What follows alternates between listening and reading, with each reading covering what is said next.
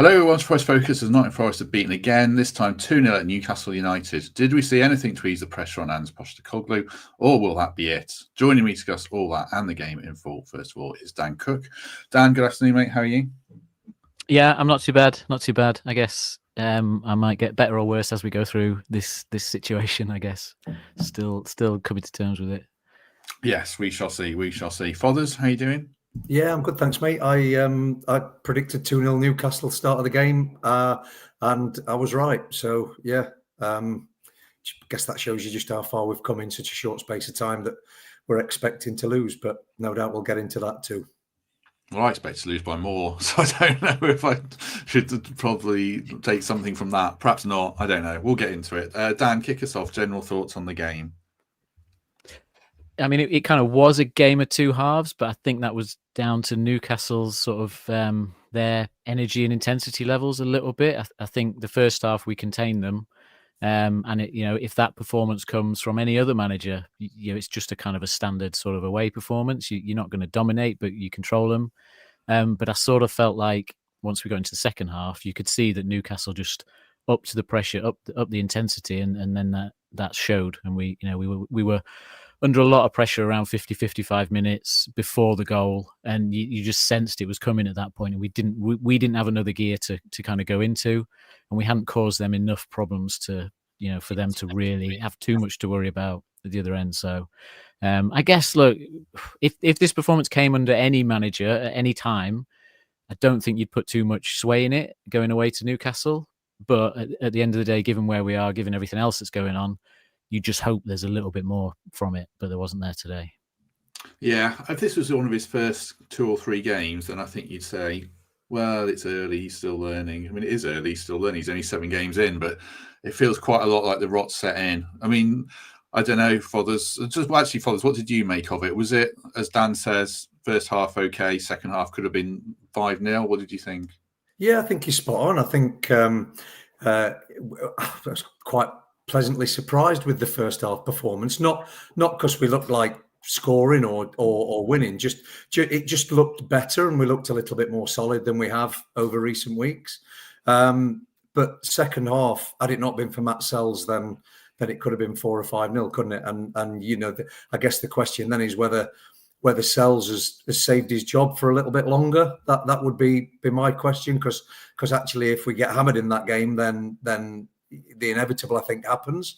Whereas you look at it and you look at 2-0 and you think, well, actually 2-0 at Newcastle, there's going to be a lot better sides than us lose 2-0 at Newcastle. So maybe it has. But yeah, definitely a game of two halves. But second half, I mean, we never really looked like scoring, did we? There was Wood's chance in the first half. We never really created much. Hudson-Odoi had one run, didn't he, second half, when he nicked it off. I can't remember whose legs it was, went on a good run. But no, it felt inevitable, didn't it? It felt inevitable 5-10 minutes into the second half what was going to happen, and I don't think we had any answer to it. Let's go back to team selection. We'll talk about Ange later on at the end. He got a battering for team selection on Twitter, Dan. I mean, I actually feel like I didn't mind it so much. If it felt like it had a big element of desperation, like Cooper at the Wolves when we got a draw. So I get that, but I feel like we want him to be pragmatic, or I want him to be pragmatic, and I feel like I can't batter him for being pragmatic. What did you make of the team selection? I think the same as you've just said, because yeah, it was a bit of a surprise, and it feels like you're just throwing stuff in to see what works and just hoping that something will work. And it is the kind of selection you see when a manager's towards the end of their reign, just trying to find some spark because they sort of don't want to keep pushing the same buttons. But at the same time, yeah, part of my criticism so far of Ange has been that he hasn't quite done the things that you just need to do to get momentum going, to get points on the board. And I guess, playing the back 3-5 and having the taller defenders and all that stuff is at least a step in that direction. So in that respect, I can't criticize it too much. I think my only thing I would have liked to have seen is, instead of playing Savona as the right wing back, made it like Bakwa joined us as a right wing back himself. And you've got Dan Burn as their left back, who we know can be sort of, taken on for that kind of role. I just wondered whether that just meant we didn't have enough of an out, that we were always going to invite the pressure. And I think that was the only bit that unfolded during the game, is that whenever the ball went to Savona, he kind of just hoofed it up the line and gave it away. And I just felt like, you can't play at this level without being able to sort of escape on both sides of the pitch and keep hold of the ball, because the pressure will build.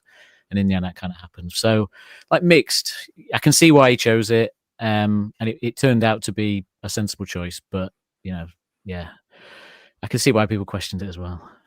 Yeah, I mean, I thought Sven did all right, actually. I thought it was his best game for us. But I do hear what he's saying about not having an out. That probably was what came to bear in the second half. They just step up the pitch and squeeze us, and then it's very hard to get out. I mean, did you see positive? I got battered on Twitter already. It's always fun writing tweets when we've had a loss, where I put something like positive first half, very one-sided second half. People saying, what positives you see first half? I mean, I thought, I thought I saw Fothers what I wanted to see in terms of being resolute and digging in and having a go isn't the right phrase. We didn't have a go, but not folding was something. I mean, is that enough to qualify as a positive? Is that not the bare minimum? What do you think on that first half? I think it's a positive at the moment, given the position the club are in. Then getting to 0-0 at Newcastle, for me, was a positive, and it was a pleasant surprise that the way.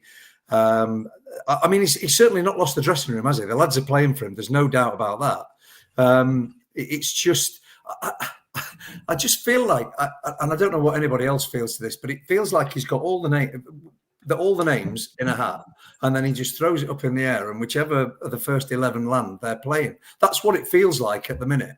And having come from Nuno and the way that you sort of, and I know it was different for Nuno because he had 11, 12, maybe 14 players that he could rely on, didn't he? But it just feels like he doesn't know his best side. He doesn't know what way to set up. And I think he got lucky first half, and then Eddie Howe's bright enough to close that down second half, and Newcastle stepped up a gear, pushed on a bit. And, when you've got players like Bruno and Joe Linton in midfield, you're going to be fine, aren't you, second half? But I don't know. I just feel like he doesn't know his best side. And until he knows his best side, then I don't know what the answer is. Thank you very much to Gary for the £2, by the way. Appreciate that. I mean, let's just assume before we say whether he should stay or not, let's assume he's manager against Chelsea, Dan. Where does he go from here tactically? Because it feels like you probably have to play a more attacking team, but then you're playing a really good Chelsea team. I was very impressed with them yesterday. So even if he does stay, he's in a bad spot, isn't he? Yeah, because all these teams, their strongest point that we've got coming up is their defence as well. So even if you're trying to improve the attacking side of the game as well, Chelsea have built their recent form, like at the end of last season, this season, on being quite solid. Obviously, Newcastle have been solid this season, which is why we didn't really get a sniff today. Bournemouth the same. I think Porto probably along those lines. So we're facing some very tough defences to see the kind of what we associate with what Ange will bring in terms of the kind of attacking, creative side of things. So it's tough to see that. I think. Obviously we come on to him in a bit. The 2 weeks are huge, because if you're ever going to see some kind of intent on what he wants to bring, and if you're going to get Murillo back and possibly other players back fit, then this is the time to do it. And you've got to come out into that Chelsea game seeing something. Like, you have to see something in that game. But we kind of said that about the last game and the one before, and that's just the situation we're in. So look, I think you will see better from us, but whether it's a sudden step up good enough to take on that Chelsea team and defence, I don't know. The other question, picking on what you said, Foz, about they're playing for him, I don't know if they are, or if they've got zero confidence or zero belief, which comes with being in the situation they're in. As soon as Newcastle scored, they could have scored 5 or 6, and as we said, Sells kept the score down. They just look completely drained of confidence and any kind of belief in everything at the moment, walking off the pitch, which is mad, because it's only been, I keep going back to Seville. That was a week and a half ago. I know it's the volume of games, but they just look devoid of anything, which is a big worry. The thing always worries me is it could cascade. So did you see belief in the system from them, or just a lack of confidence?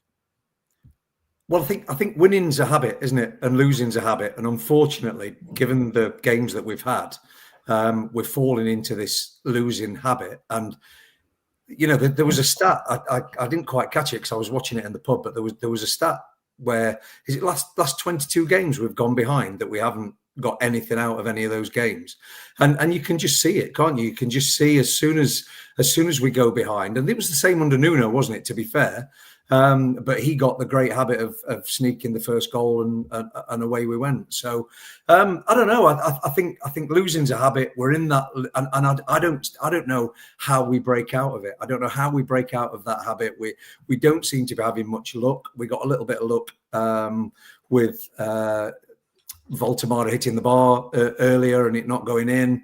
But at the other end, nothing's falling for us. We saw that with Sunderland, goalkeeper saving with his foot and things last week. So I don't think we're having any luck, but it's more than that, isn't it? And I genuinely don't know. I don't know what the answer is. I was hosting Lewis in the pub at lunchtime, and I asked for a show of hands who wanted Ange sacked and who didn't, and the pub was pretty much split 50-50. And nobody seems to know what the right thing to do is. Well, the owner's going to have to decide, isn't he? I don't know. I mean, that decision might be part of the reason we're here, because it's been a big old gamble. We'll come to that as well. I mean, I thought we actually did have some luck today. Woltemade hitting the bar, couple of lots near misses, and then you kind of think, oh, maybe we're going to get something. Maybe this is our day. Did we look like scoring at all to you or not? Well, this is the only bit that sort of wound me up a bit when Ange did his post-match interview. Is he the first thing he said about the game is yet again he said, we didn't take our chances. What chances? And then I looked at the stats, and it was like we had 0 big chances, and they missed 5 big chances. And so if they took their chances, the game would have still been the same. And it's kind of like you can't just trot out the same lines, even when that's not what we even really tried to do today. I think what we tried to do today is what Father's touched on, is like, how do you build that bit of confidence back? Well, we kind of tried the right thing. You've got to go there and be solid and hope to get a 0-0. I always remember that season under Cooper when we went to Leicester and lost. Then the next game we just went to Brighton and we just scrapped for a 0-0. We were terrible, but we got the 0-0, and then we got the win against Liverpool. And you just need something to cling on to, don't you? And I think we tried to do that today. We tried to set up in that way to get that. But obviously, Newcastle were just too good for us. So again, it comes down to can he deliver that over the next 2 weeks, or do they need like a reset? Because sometimes you just need a reset, don't you? The same person telling you the same things for another 2 weeks may or may not be what you actually want to hear. Maybe they just need to go on a trip somewhere, team building event or something. I don't know. I don't know if the ones to Dubai worked or not. Yeah, a year ago. I don't know. Well, it's pretty pricey, Centre Parks now, although it is out of school holidays time, so I'm sure we can get a good deal. Right, talking good deals, let's have a word for the Trent navigation, and let's play this one from Matt Ford, because he's always happy, and then we'll get back to sadder things. Here we go. Not only have they created something fantastic, where they've created like an identity around a pub that had been there a very long time. They've like given it this new lease of life. That's become an extension of the ground, really, the Big Shed. He's so funny, man. That advert. And I tell you what, the pies look great. I'm jealous of people who have season tickets. I'm jealous of people who get to go to the Big Shed or the Trent Nav on the regular. I'm just like, man, I just want to sit in that pub all day. I want to drink. I think they had Bass on tap there. 10 pints of Bass, 10 cobs, a pie. Go home to have the best sleep you've ever had. Matt should be on over the international break. That's the plan. He's relentlessly positive, so I'd love to see how he's feeling about it all. Let's talk about some key match incidents before we get on to the bigger picture. Over 900 people with us as well, by the way. So hit like if you haven't already. That will be fantastic. Thank you. They open the scoring, 57 minutes. Bruno goal. Well, second question should Sales have saved it. First question for you, Fothers. Was it a foul on Morgan or not? No, I don't think so. I think the he's nicked the ball off him, hasn't he? And the follow through has taken Morgan out. I'm not sure what more he could have done. I know there's a guy in the pub having a go at him because he was trying to do one of his fancy flicks again. And sometimes, just put your foot through it or just lay it off. But I think he felt that he could flick it away from the defender. And I don't know who it was, but the player got a foot in, nicked the ball away first, and then took him out after. And sometimes you see free kicks given for that. unfortunately for us, not today. But I don't think as soon as I saw the replay, then I think he got it right. As much as I wanted it to be a free kick and wanted it to be disallowed and brought back, I think he's nicked the ball. His follow through's taken Gibbs White out, and then they've gone on and scored from it. I suppose my only gripe with it is just around consistency of refereeing. This is a general football point, but I'm watching games now and getting a bit fed up and a bit bored of everything. Every contact feels like it's a foul, and probably 5 times, maybe not 5 times out of 10 that gets given. But if it's given, I probably no one's blinking or complaining. But actually, I didn't think it was a foul, and 9 out of 10, I don't think it's a foul. So I thought it was the right decision in that situation. I didn't have a particular gripe with it, but I wouldn't have been surprised if it had been given. What about you, Dan? I understand that technically it's not a foul. So there's 2 things, right? And I'm not trying to be pedantic about it, but it's like technically it's probably not a foul because you get some of the ball. But then I swear I'll watch football where that gets given as a foul probably more times than it doesn't. If you know, and probably like 6 out of 10 times they'll give it as a foul. I think it is one of those. I can't complain, but at the same time, I can guarantee I'll watch another game next weekend, and it'll be given as a foul, and VAR won't overturn that either. You know, if they had to look at it, because they'll just say it's tight. It's a tight enough decision that we just stick with whatever the ref says. So, you know, he does go in quite hard on Gibbs White for the challenge. He does make quite a lot of contact with arms to chest and all that. So you could potentially give it. But you cannot give it, and that's why it's frustrating, because you sit there thinking, well, that luck's just not going for you. That's the kind of luck you need, and maybe that's also back to the mentality of like just trying to find a point from somewhere. Is it actually, you do want Gibbs White to just hammer that ball out of play and not try and control it and touch it. You know, maybe we have to get right back to that mindset of just get rid all the time, which you don't want to be in as a Premier League team that's trying to push up the league. But when you just need points on the board, maybe you do have to go to that option as well. I don't think you can be in that mentality. If we're leathering it into the stands and booting up the pitch, we're going to lose. I think ultimately that's partly why we lost. We didn't have an out in the second half. We didn't. You've got to put the ball at risk. And when you've got no confidence and no belief, whether it's in the manager, the system, or yourself, I think it's very difficult. That's why I think we're in such a difficult spot now, because we've got Chelsea and Bournemouth to come, and we're going to have to play. You know, you're not going to win those games with half your team playing 6 out of 10. You need almost all your team playing 8 out of 10, and we're not in a position at the moment where we're getting that at all. So that's a big worry. We'll come to more of that. Should Sells have saved it, Fothers, or not? At first I thought it was a great finish, and then you see it and it's gone. It's not gone in the top corner or anywhere near the top corner, has it? So I'm not quite sure. I would have expected, if any goalkeeper is going to save it, then it's Matt Sells, isn't it? Because that's what he's good at. For me, he's a shot saving goalkeeper. And yeah, I suppose the place the ball's entered the net, then maybe. But I don't know, because he's not seemed to have sort of dived properly for it. Or, I mean, Bruno's finished it well, hasn't he? But it looked like he maybe could have done better with it. I'll give you the same question, Dan, since we're going around. Would you save that one for you, or should you have?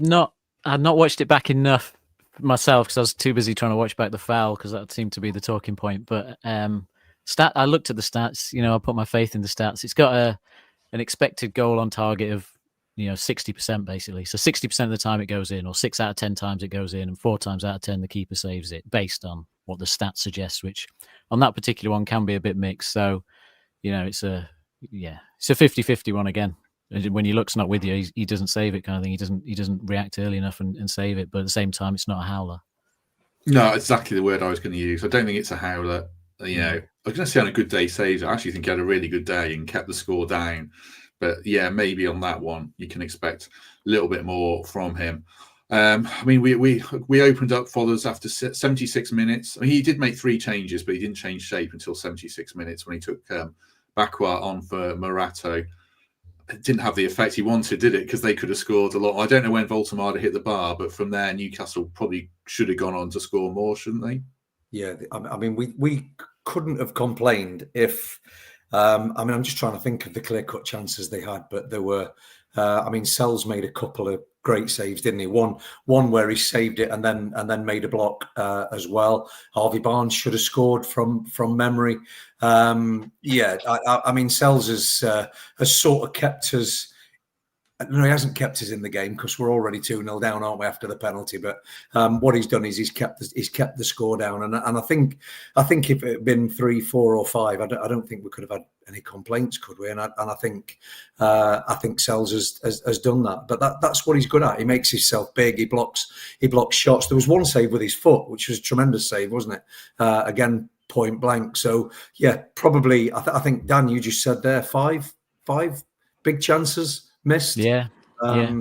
So if they all go in, that's 7-0, isn't it? So I think it could have been a lot worse than it was.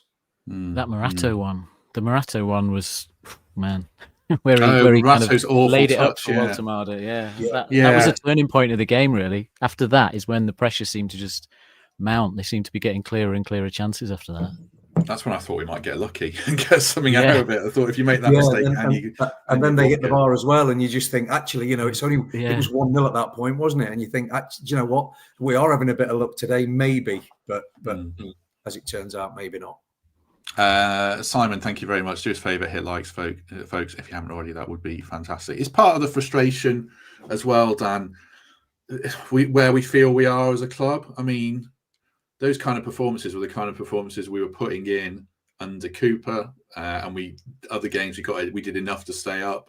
Nuno sometimes did that. Nuno went to Arsenal yesterday and didn't lay a glove on them with West Ham, and that was kind of the Nuno performance we saw in a lot, at Arsenal and a few other games. The Liverpool one sticks out like a sore thumb in that sense, but because of where we feel we should be as a club, there's just so much anger and frustration about it. And is that another factor in this, as partly Ange, but also beyond it, that it plays into the whole narrative of what we feel we are? I think mainly it's what we feel this season should have been so far. The expectation levels and what we'd achieved and building on that. And then, again, I come back to the point that I think this performance could have happened under, even in a good season, even if we started the season well, we could have probably had this performance and it would have just been like, oh, well, Newcastle, tough to go away to. That's kind of what you're going to get if you're not absolutely at it. But it's where do you, like we said, with the fixtures coming up, it's where do you stop the rot? Where do you get something from? If it's not going to be this one, it's got to be the next one, and then that's Chelsea. So right, it's no easier there. But I think mainly it's that expectation of what we could have had. It's the fact we don't really know what our identity and plan is going forward. We've not seen enough of that. We've sort of seen a different formation for one game, a different formation for another game. Personnel are coming in and out. So we don't even, I feel like that disrupts you when you're watching the team and following the team. You don't feel like anyone's got a plan that's going to turn around all this confusion and kind of chaos as well, which I think amps it up even further. I think that's why you get the reaction you got on Thursday night from the crowd in that moment. I'm not sure everybody meant it in that moment, exactly what they said and sung, but it's like, that's the frustration coming out of like, how have we got here? How are we in this position? Like, what's going to be done about it, basically? Yeah, I do wonder about those chants the other night, whether everyone genuinely wanted Ange sacked or whether, as Dan says, it was a venting of, what have we done here? We've really shot ourselves in the foot. Because there was a plan under Nuno. I don't want to harp back to Nuno because he's gone. But the lack of a plan here for this feels just like a total mess, or do you see where we can turn this around, which is probably leading to the Ange chat? But how do you feel about that overall situation? No, I don't see a plan, and I see us imploding. And when you think back, just 3 weeks. Well, Brentford's a bit longer, isn't it? But how good we were against Brentford on that opening day. After Nuno's already been on the press conference and said, things aren't right. The relationship comment was a week later. But we're just imploding, aren't we? And it all feels self-inflicted, and that's the bit that I guess really makes me quite sad that we've gone into a new season with on the back of our best season in 30 years with European football. And here we are, 7 league games in, 5 points, 3 of which were won by Nuno on day one. We don't look like scoring. We don't look like keeping a clean sheet.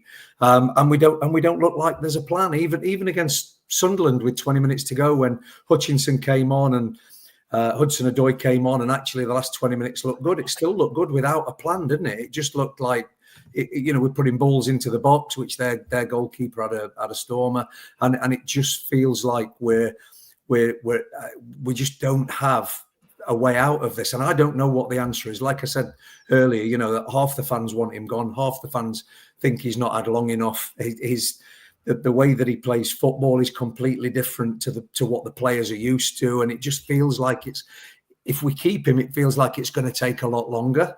But what's the alternative? I don't know. I genuinely don't know where we're at, and I don't know how it's come to this in the space of a month. I just madness. James Mercer, care to mention Edu? I don't know what we say about Edu. He's gone. He's disappeared lately, hasn't he? Don't see as much of him. Yeah, I mean, I don't know, Dan. How much of a factor is he in this? You can't answer that. I don't know because we're not privy to it, are we? No, I mean, I was in my notes. I put, I'd love to know what it was between Nuno and Edu that blew up. Whether it was this, as it was reported as literally a conversation that they just didn't get on in the first time they met, or whether it's more of a long-standing thing. Presumably they all know different people in football, and maybe there's some historic stuff there that they don't, that Nuno didn't like or whatever. But you just kind of think, if it was something minor, God, what a different world we might be in if that just hadn't happened, because it clearly has sparked all this kind of scenario that we're in now, and it doesn't feel like there's an easy way out of it without another change at the minute. And I think I've seen a lot of people, and I think they said it on the radio as well afterwards, say, it's down to social media and this pressure, that the short-termism. But I sort of think our owner's also responsible for that as well, because that's what we're used to as fans at Forest, isn't it? We're not really used to putting up with any kind of sort of slump or anything like that. If players aren't performing, we go and sign another 10 players. And if the manager's not performing, we tend to change the manager pretty quick. So I don't think it's just down to, the fans. I think it's just sort of what we expect the club to do. So we're kind of almost preempting, well, if a manager's not delivered in 7 games, he's probably under pressure, because he probably is. But yeah, Edu seems to have disappeared from the photos and the pictures and all that stuff. So we've got no idea how involved he actually is anymore, really, at this point. On Ange, though, specifically Ange Fothers, if it's a different manager and one people were more open-minded to, would Thursday night have happened? Because I feel like Thursday night and the chance make it very difficult for Ange to come back from. Is it because it's Ange and people didn't want him, or is it really that bad? I think it's him, and I don't think he's doing anything to help himself. I think his press conferences after, his mannerisms, I just don't think he's doing anything to help himself. When other managers have come in, and we've seen it, haven't we? We've seen it so many times over the years. Managers come in and Steve Cooper, the first thing Steve Cooper did was get everybody together, and he came in when we'd got 1 point from 8 games and we're facing League One, and he came in and just galvanised everything. And Ange's not doing that, and he's never going to do that. There feels a little bit of I don't know, a bit of arrogance around him, a bit of this is what I'm doing. This is and he doesn't seem bothered about engaging with anyone. And I think those chants the other night came about because I think if it was a different manager who'd engaged himself better, I don't think that would have happened. But I also do think that loads of Forest fans still have such a soft spot for Nuno and what he did for us last year.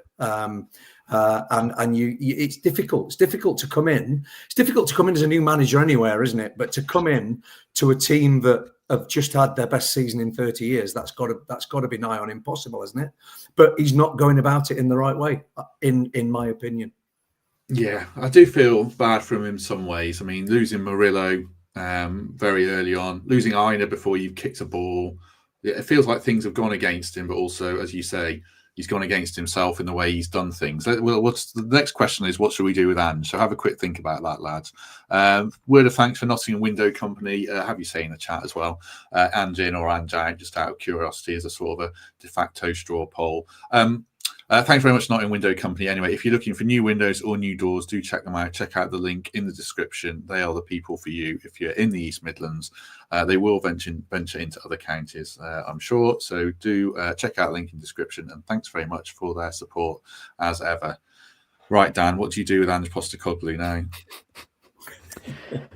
It purely depends on who else is available, doesn't it? Like, that is the trouble. That is the question. It's not really about what we do with Ange. I personally don't think Ange is at the level we need, right? But at the same time, he's here and he's starting a process, and he's probably better than we're seeing so far. But I don't think he's got the track record at this level for me to have the confidence to say, yeah, he's definitely going to turn it around if you give him another 6 months or the end of this season or whatever, to a point where we're anything close to what we were before. And that's not because it's Ange. It's not because of who he is. And that's what frustrates me, is he keep getting this sort of line that it's about him, and it's not about him. It's just about his record, really, last season. Like, you've got a manager that took a top 6 team down to 17th. Like, you've got to question that as a fan. If that guy's brought into your club, haven't you? That's a question mark, and he's got to do something to prove that was a one-off, and so far he just hasn't. So all of that there, it's like, okay, so what do you do from now? It depends whether you can get someone that's guaranteed to suit the situation we're in. You don't want to swing to another gamble, do you? That's the trouble.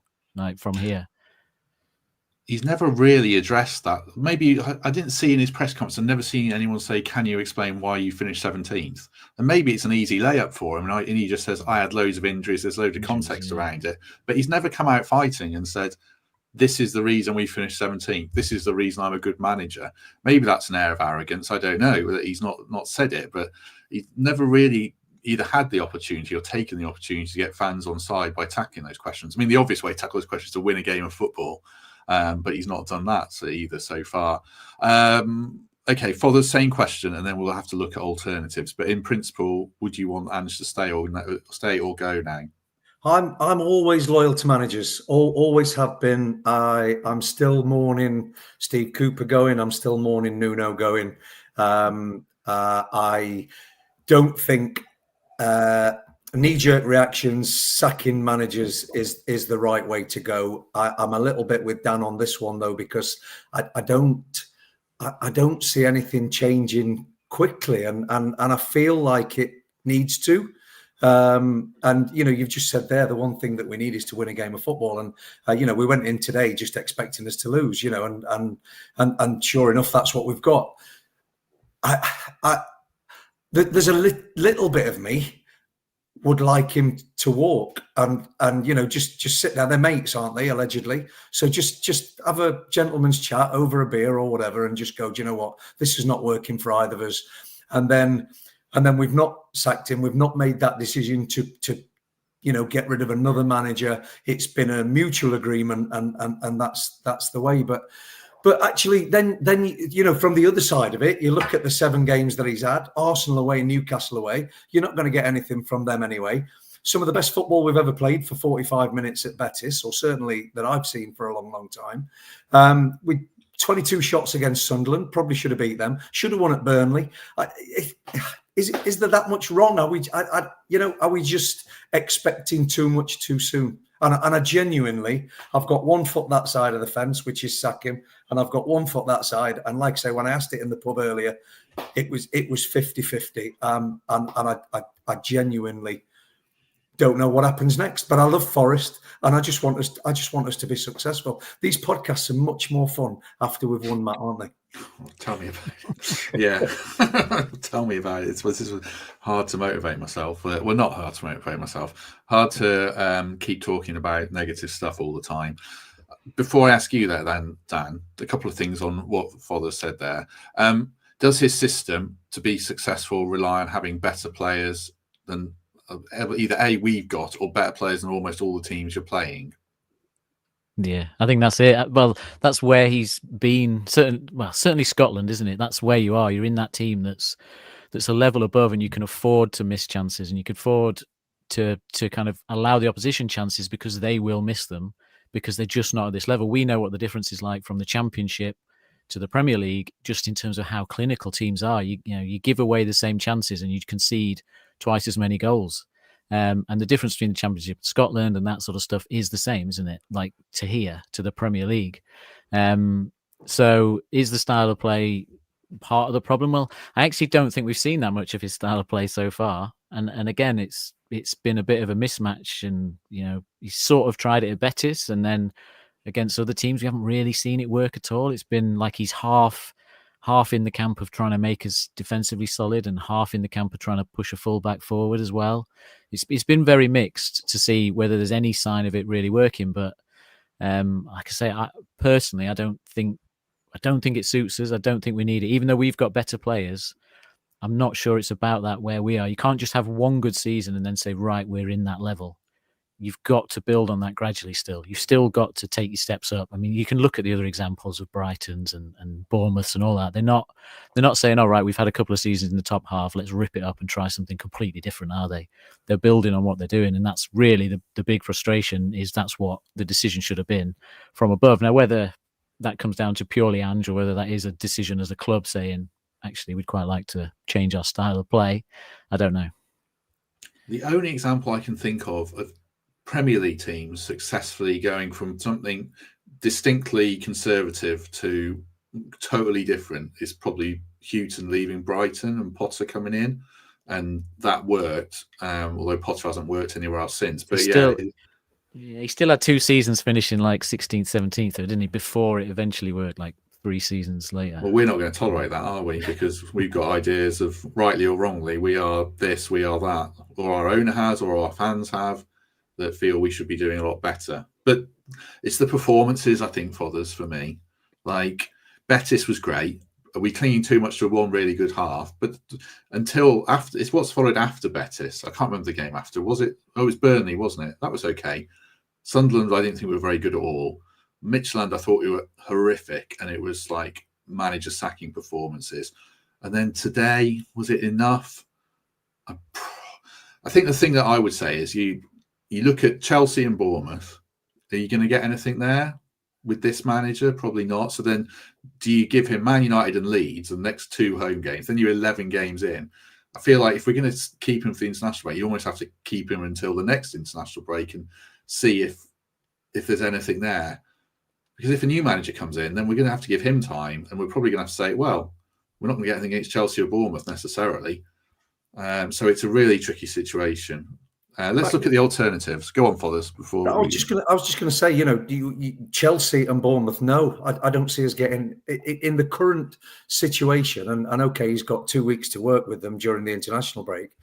But the way we're playing at the moment, and the confidence that's coming from the manager and his press conferences and the defiance, no, we're not going to get anything from them, are we?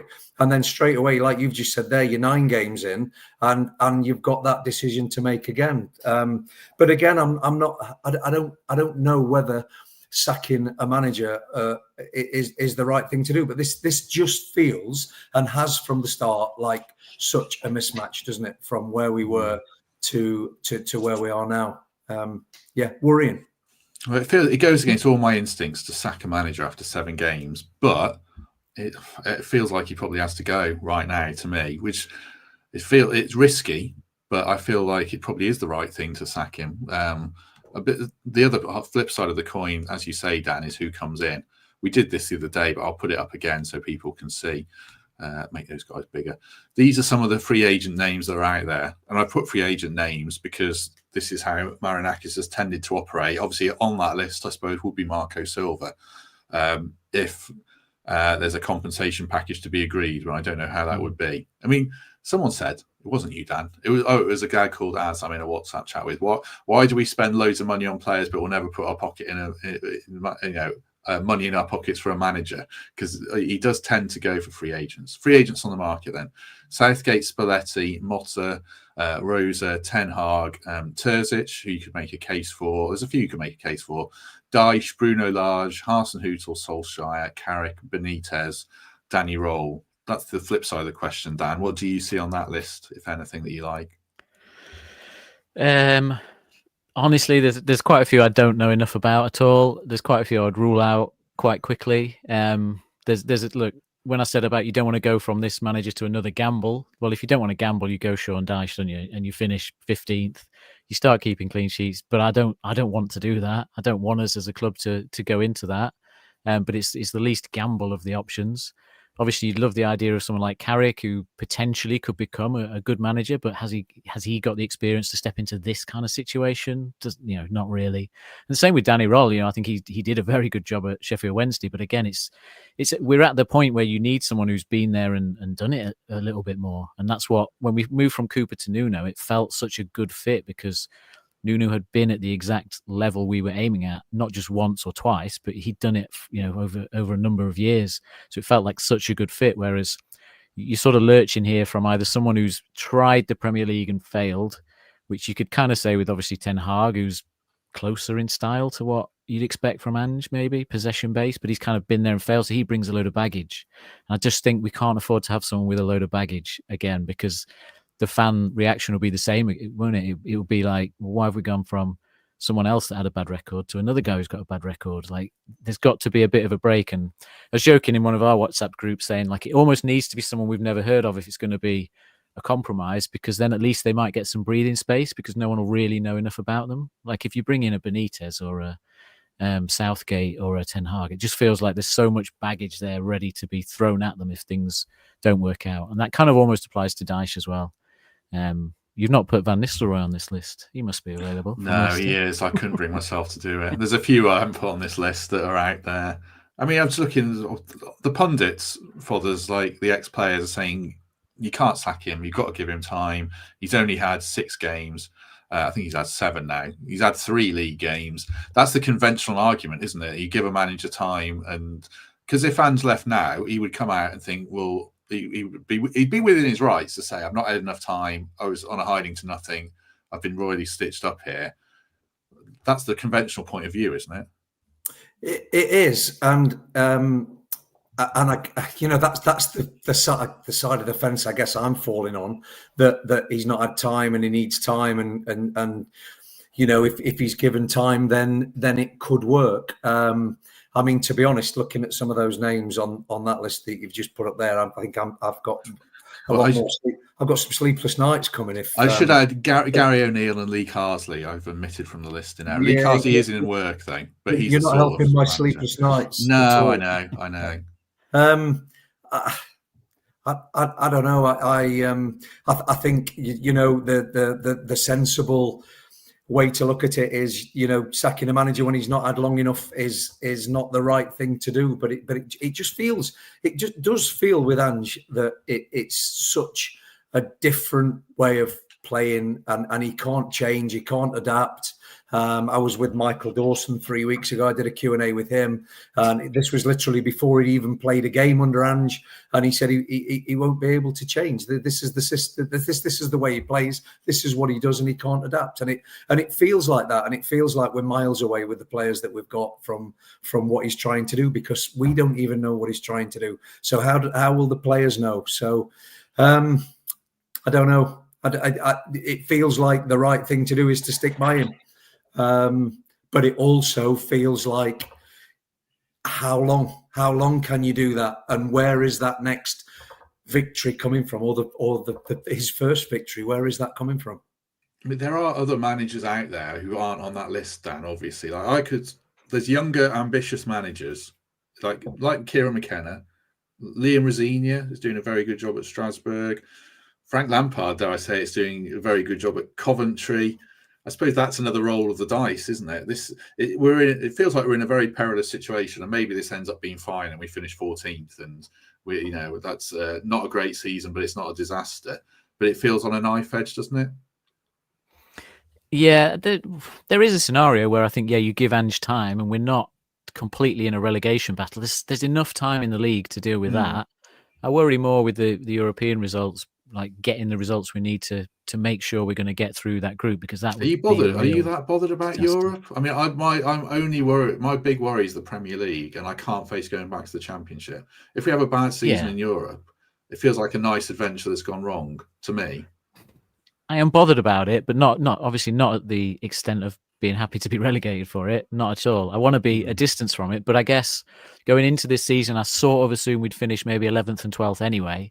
So if we finish 15th, it doesn't make that much difference to me. If if there's a real push in Europe and we'd look comfortable there. In terms of like the other management names, like for me, I was reading up on Marco Silva a bit more, like a couple of articles about him, and he just seems like the perfect fit. If there's any way at all, whatever you've got to pay to get him out, and if he still obviously has the relationship and all that with the owner that's in a good place, like he seems to have come into these situations before and done well at clubs as well. He's come into teams that are struggling to turn things around, and he comes in and he has an impact in the rest of that season. And I guess although Glasner's doing well at Palace, he's not necessarily been in that situation where he's coming into a struggling team that needs turning around. Whereas I think Silva is proven all those things. So if there's any way at all, and I wrote this in my notes, like whatever happened today, even if we won this game, if Marco Silva can be got, I would still probably make the change. That's where I'm at, but that's just because he, for me, is a perfect candidate. If you're just going to lurch to another gamble, then I would probably give Ange till the next international break and see where we are. Why is he a perfect candidate? I was reading the comments. Sorry, you might have answered why he's a perfect candidate. Because of the players that we have, you mean? Well, because he's got the Premier League experience, a boatload of it now, really, hasn't he? At different clubs as well, not just at one team kind of thing. And like I say, he's gone into situations before where he's gone in halfway through a season when a team's struggling and he's turned them around. Like he kept a pretty bad Hull team in with a shout. They only just kind of missed out in the end. Their record was good.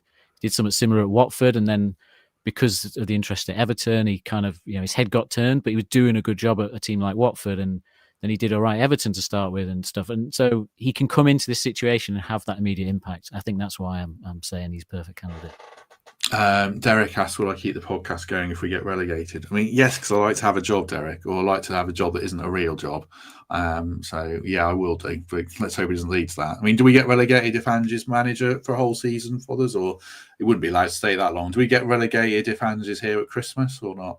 I can't believe we're even having this conversation. I just find it. I was so much looking forward to this season, and the trip to Seville was so good, and here we are 7 games in talking about relegation. I mean, the league table's too early anyway, isn't it? A couple of wins and you're mid-table. So I feel personally, I think we've got the players and the quality to be mid-table, and I said that at the start of the season, and I'll stand by that. If Ange is in charge, given his current record, then we're probably going to have a relegation battle, aren't we? And unless he turns it around, and that's the thing. Is he good enough to turn it around with the players that we've got? And I don't know. And I know a lot of people are talking about Marco Silva. You guys just chatting about him there. You just feel with his experience, and he would be perfect, wouldn't he? But I don't know. Would we be relegated if we kept Ange? Probably not, because I think that Burnley, Sunderland, and another will probably be worse than us.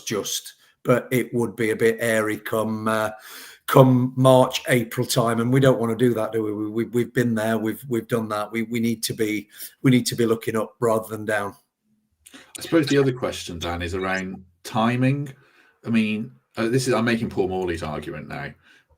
You move now, you've probably got a longer list of managers available to you. You wait November, December, that list and the profile of managers narrows quite a lot. So it comes down to a show of faith in Ange Postecoglou that he can turn this around if you stick with him, doesn't it?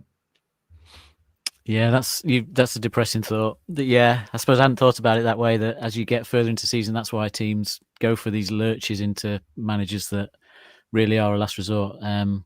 So I guess that leads towards thinking that maybe it does need to be done a bit sooner rather than later. I mean, I guess as long as Sean Dyche is available in the last couple of months of the season, then you've always got some kind of safe option. What was the last bit of the question on that? It comes down to whether the owner has enough faith in Postecoglou to turn this around. Otherwise, you have to go.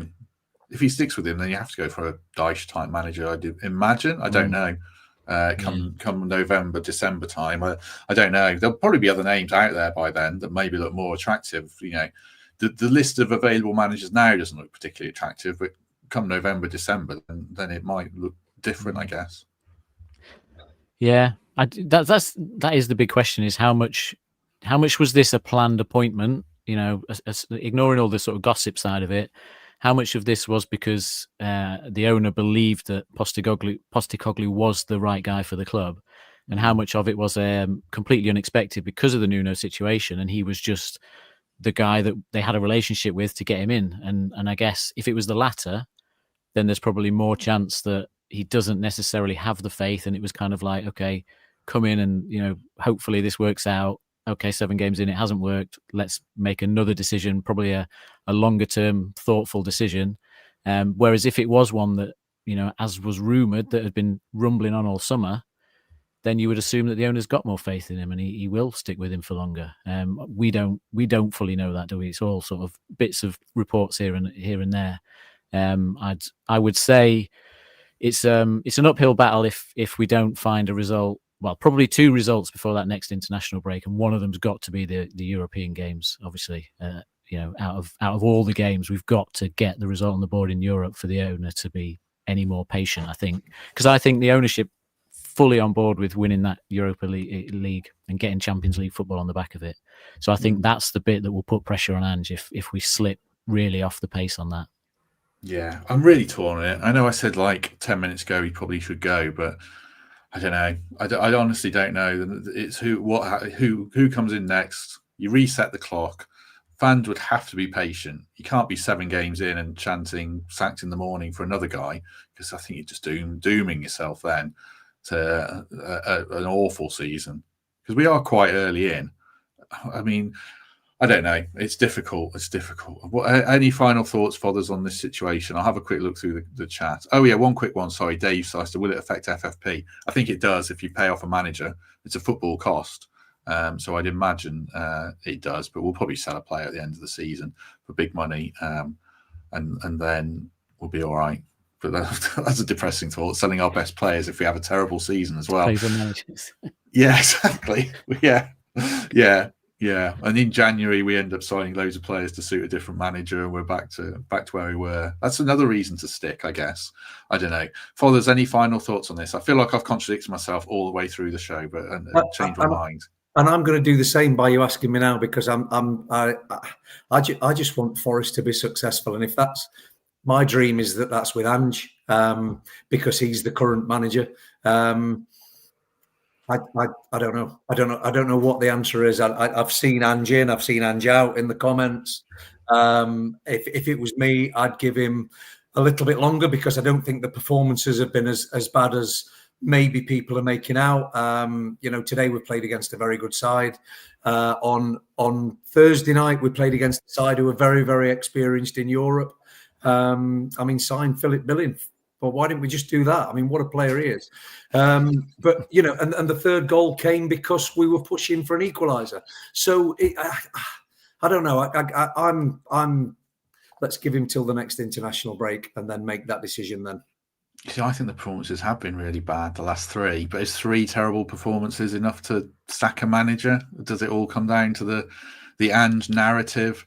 I don't know. Is it one last thing? Has it become a bit of a self-fulfilling prophecy, Dan? Like the fans say, this is never going to work. We have enough defeats that we chant sacks in the morning, and then it can't work. Is that part of it? The only experience we've got of this situation is like a Steve McLaren coming in to replace Billy Davies when no one really wanted him to leave, and Sean Driscoll left, didn't he? And Alex McLeish came in, and I just feel like that's what we've experienced together as a fan base. Is those two were a disastrous attempt to change things for sort of no reason, really. So yeah, maybe there is a bit of that where we're just expecting the same things happen again. I agree with both sides of it insofar as, and that's not me being on the fence, in that, like I said before, I would, if you can get someone like Marco Silva, I would still make the change. But it is 7 games is too few games to sack a manager. But at the same time, my personal view is just that I don't think it's going to work. So I'm not against doing it, because I just don't see how it works. Not based on who he is, partly based on what Father's touched on about how he's not really built that relationship with the fans to even help and that. But just his record, Paul Morley put it in the chat, didn't he, a little while ago, his record in the Premier League is just not good enough. So if he can't show you something, you're going to have the doubts, and that's just where I am with it. So, I would make the change if I was in charge. Yeah, I think that's a very fair position. I think you show me one side of the argument is, yes, sack him, no problem. The other argument is, Forest are going to appoint Rafa Benitez. Well, then I'm not so sure because he's not had a good season since 2019. I had a look since he was at Everton. So if you present me with a manager who's going to come in and do a decent job, then yes, please. If you present me with one who might come in and do just as badly, then I'm not sure. And it's not a good place for us to be in. And it's pretty unbelievable how we got here in this kind of time. That stat, Matt, as well from Paul there, 1 win in his last 17 Premier League games, and that was at home to Southampton. That is quite scary, isn't it? Mm.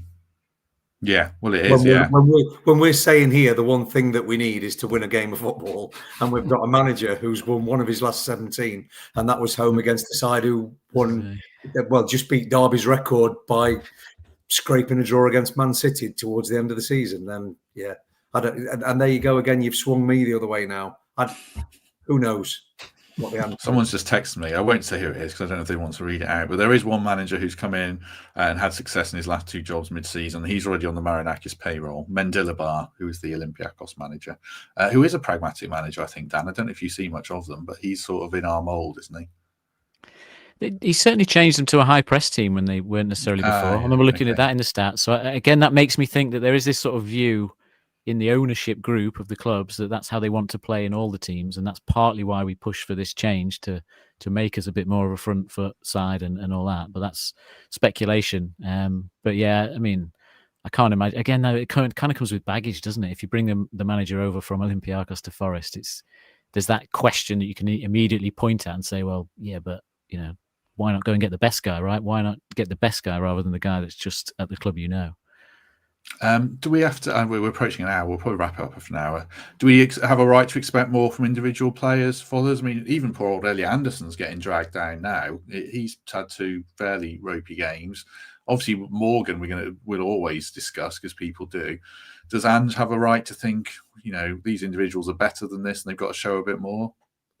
I think so, and I think you look at Chris Wood's half chance today, wasn't it? To be fair, but the header against Sunderland at the back post last week wasn't a half chance. They're the chances that under Nuno is burying every day. 10 out of 10 times he scores that header, and harder headers than that one was.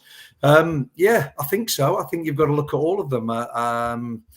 But again, and this is the problem with the Europa League, is that Nuno had a settled side because he knew he only had to play 38 games in the FA Cup run. Whereas here we are now with at least 8 Europa League games, although the way it's going, 8 Europa League games. Obviously, no more Carabao Cup games. Then you've got the FA Cup. We could be playing what 50 games this year. So he has to rotate it. So you're not getting the players having the sort of running the side that they need. So they're coming in and just playing 20, 25, 30 minutes here and there. Callum Wender, we've hardly seen, have we? Bakwa, who we expected better things from, we're seeing him for 10 minutes. So then you have to rely on the experienced ones. And unfortunately, Elliot made the mistake today. Gibbs-White, if you can blame him for that first goal, I don't. But they're the ones that you look at because they're the best players that we've got, and know that they're not doing it at the minute, and that's a worry as well. And that's not Ange's fault, is it? No. Do you think Ange, this will be in charge for Chelsea, Dan? Do you think Marinakis will stick? Yeah, I think I actually believe the early report which came out, which was kind of like he'll be given till the November international break. I think to me that is the sort of sensible point where the decision is made based on picking up a couple of results between now and then, and definitely one in Europe. So I think that is probably what will happen. I don't think it's easy to get managers out of other clubs as much as that's what I would like to happen. I think there's reasons aside from just paying the money as to why that probably doesn't happen, in terms of, clubs can just potentially say no, can't they? I guess, regardless of what you offer, because it drops them into the mire. If Fulham lose Marco Silva, who are they going to get, and are they suddenly at risk of completely dropping off? So there's lots of reasons why if you're going to make these moves, and this would be where I would direct my frustration, is if this was part of the plan to get Postecoglou in, you've got to do it early in the season. You've got to do it before your pre-season. You've got to do it as part of a plan so that you don't put yourself in this situation. This situation is not really Ange's fault. It's not really the players' fault. It's the fact that whatever went on behind the scenes has put us here, where fans aren't happy, players have lost confidence, aren't happy. Managers come into what is a very difficult situation, regardless of whether he's good enough for it or not. It's that's what's the real issue. In terms of where we move forward, I think we probably end up giving him another bit of time and see if there is anything else out there that works. Yeah, I mean, they knew what they were getting with Ange, didn't they? I think they've been shocked by how they haven't got a win in any of these games, and they probably should have done. It's just I'm going to butcher a Pete Blackburn thing here, Rolling Stones and Moss or something like that. We haven't really gathered any for Pete. Pete will know what that means. People who are watching probably know what that means when he butchered a metaphor. But yeah, we've got so much negative momentum now that it's hard to turn it around. But I did, excuse me, I did preach, a week ago on Monday's podcast, which feels a lifetime ago, that we should give him till the next international break, and then we'll know more. I mean, those fixtures were Midtjylland and Newcastle, which we've lost. Chelsea home, Bournemouth away, Man United home, Leeds at home.